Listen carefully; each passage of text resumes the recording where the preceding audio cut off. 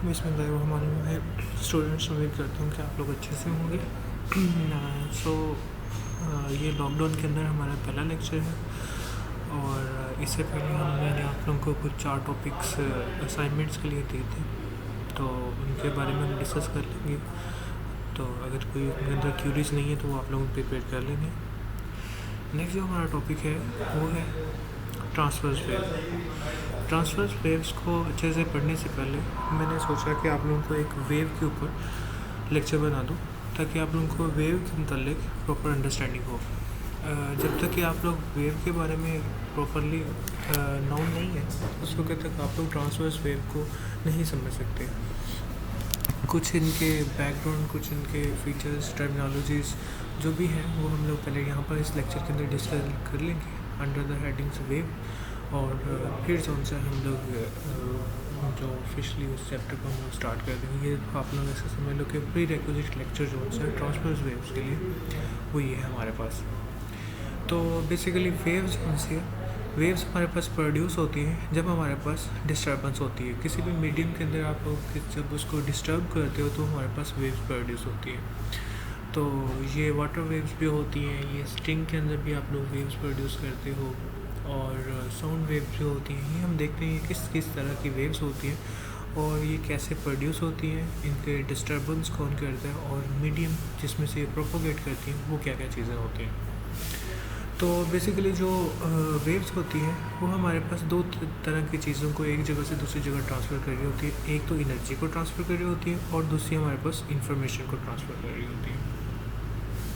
Means कुछ signals भी लेके जा रहे होंगे और सिग्नल्स के साथ साथ एनर्जी। अब ऑब्वियसली एक जगह से अगर दूसरी जगह उन्होंने जाना है तो हमारे पास इनके अंदर एनर्जी होना बहुत ज़रूरी है। तो वो लेके क्या जा रही है, इंफॉर्मेशन को लेके जा रही है। एग्जांपल की बात करें तो अगर फॉर एग्जांपल हमारे पास एक टब है, उसके अंदर वाटर है, और वाटर के अंदर आप लोग एक साइड के अंदर से एक पेन लेकर हॉरिजॉन्टली अप एंड डाउन अगर मूव करवाते हो हमारे पास पेन को, तो हमारे पास ये क्या बन रहा है, ये सोर्स बन रहा है। ये हमारे पास ये चीज़ सोर्स बन रही है जो कि अप एंड डाउन मूव कर रही है, और हमारे पास जो वेव है वो कुछ यूँ करके ऊपर नीचे हमारे pass away from the source जौन सी वो मूव करेगी।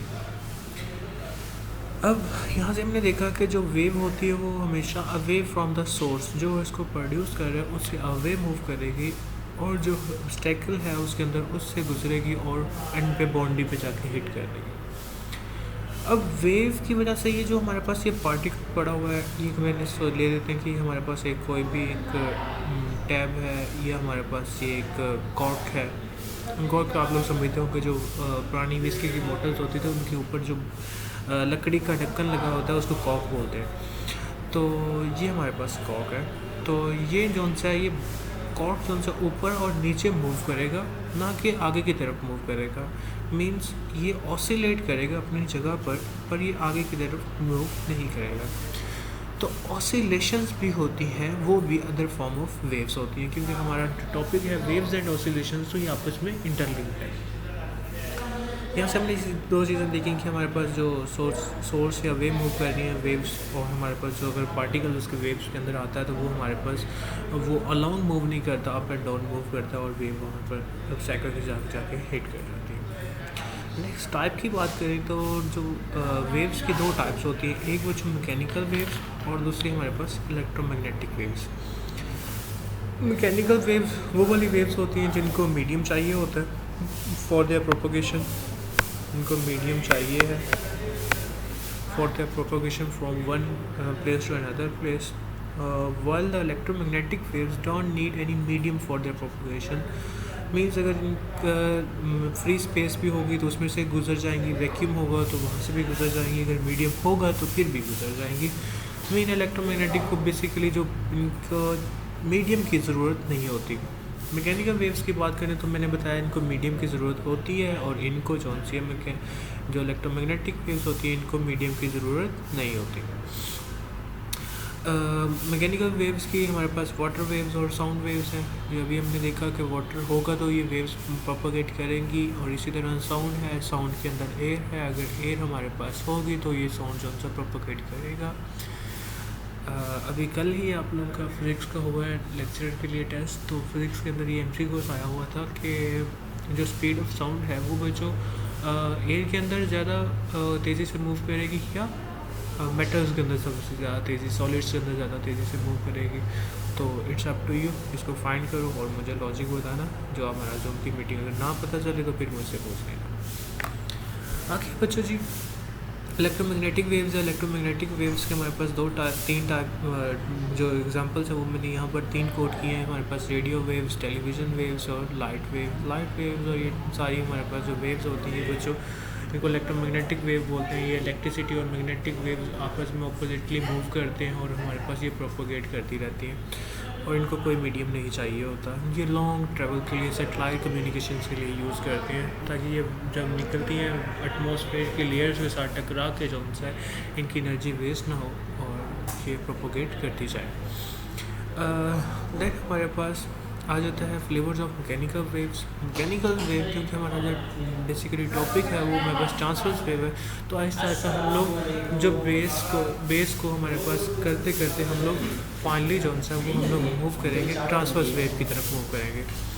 तो लॉन्गिट्यूडनल वेव्स, मैकेनिकल वेव्स की पहली टाइप है लॉन्गिट्यूडनल वेव्स। वो वाली वेव्स जो हमारे पास जिस डायरेक्शन में डिस्टर्बेंस हो रही है उसी डायरेक्शन में अगर वो प्रोपोगेट करेंगी तो वो हमारे पास ट्रांसवर्स वेव, लॉन्गिट्यूडनल वेव होंगी।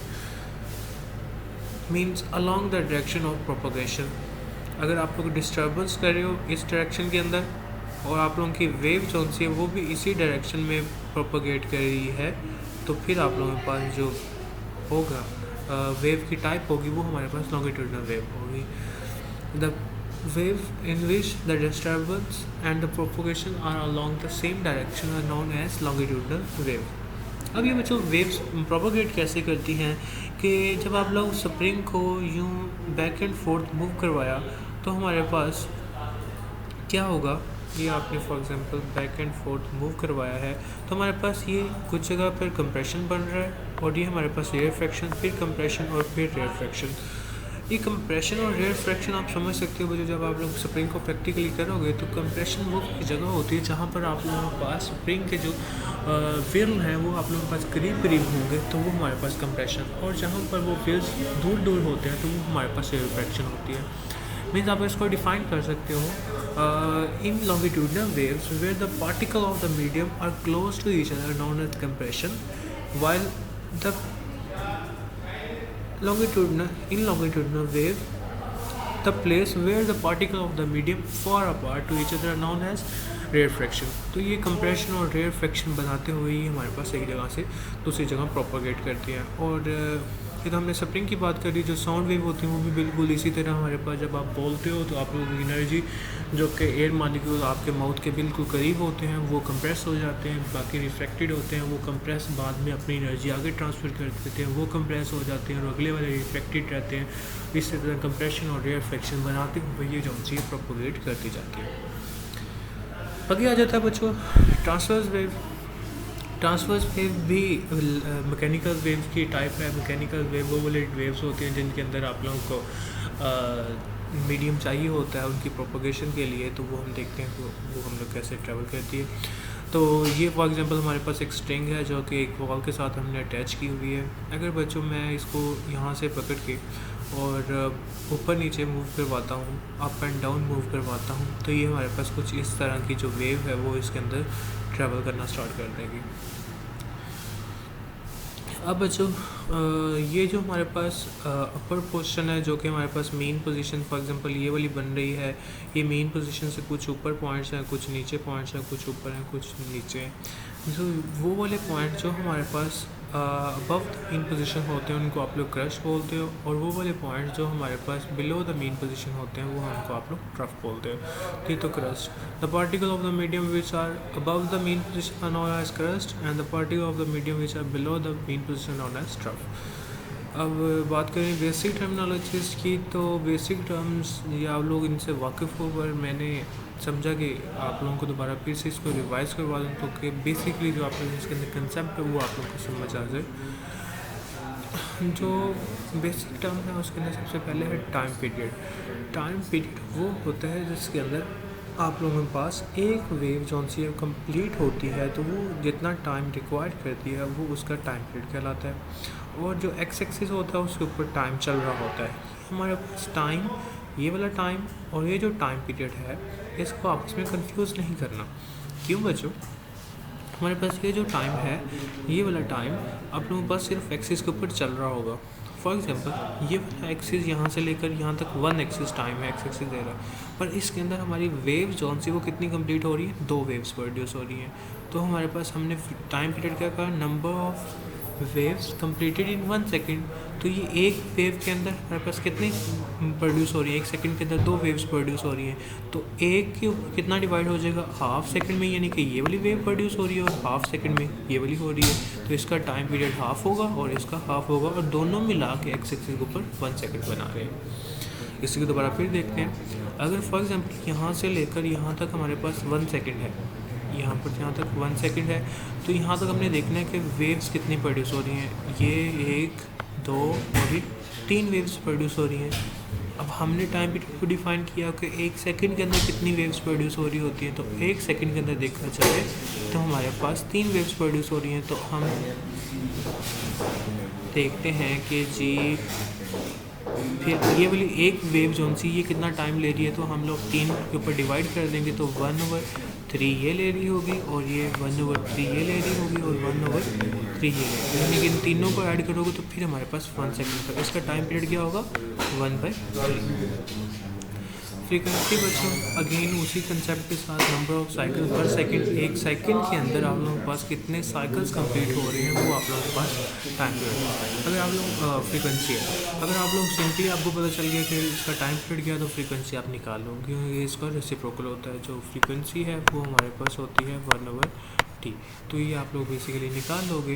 पर अगर आपको ये दिया गया है, आप लोग टाइम पीरियड्स के कंसेप्ट से बेसिकली वाकिफ़ नहीं हो, तो आप लोग कैसे निकालोगे कि 1 सेकंड के अंदर ये जो एक्स एक्सिस पर टाइम दिया है ये आपने देख लेना कहाँ पर 1 सेकंड हो रहा है। जहाँ पर ये 1 सेकंड हो जाएगा वहाँ पर आपने देखना है कि कितनी वेव्स कंप्लीट हो रही है। फॉर एग्जांपल यहाँ तक आप लोगों के पास कितनी वेव्स? 1, 2 और 3 वेव्स कंप्लीट हो रही है।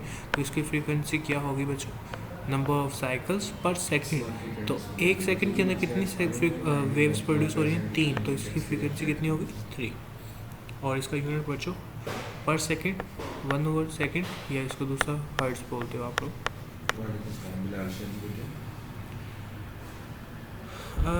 अब ये डिस्प्लेसमेंट के कंसेप्ट है बच्चों। डिस्प्लेसमेंट जिनको आप लोग एक्स के साथ डिनोट करते हो बच्चों, ये डिस्प्लेसमेंट जो सी होती है ये किसी भी पॉइंट से, किसी भी पॉइंट का मीन पोजीशन से डिस्टेंस होता है। किसी भी पॉइंट का, किसी भी पार्टिकल का मीन पोजीशन से डिस्टेंस होता है, वो आप लोगों के पास डिस्प्लेसमेंट, और इसको इंस्टेंटेनियस डिस्प्लेसमेंट बोलते हो। अगर ये डिस्प्लेसमेंट जो सा अगर मैक्सिमम पॉइंट का ले रहे होते हो with respect to mean position, तो ये हो जाता है एम्पलीट्यूड। ये बन जाता है एम्पलीट्यूड। होप्स होगी आपको चीज़ क्लियर होगी। देन आ जाते हैं वेलोसिटी की बात करते हैं। तो जो वेलोसिटी होती है ये हमारे पास हमें पता है v=d/t होती है। पर in case of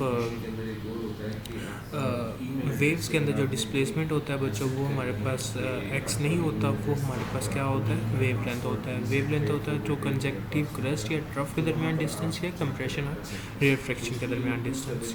for example ये आप लोगों के पास वेव है, तो ये क्रस्ट है और एक ये वाला क्रस्ट है।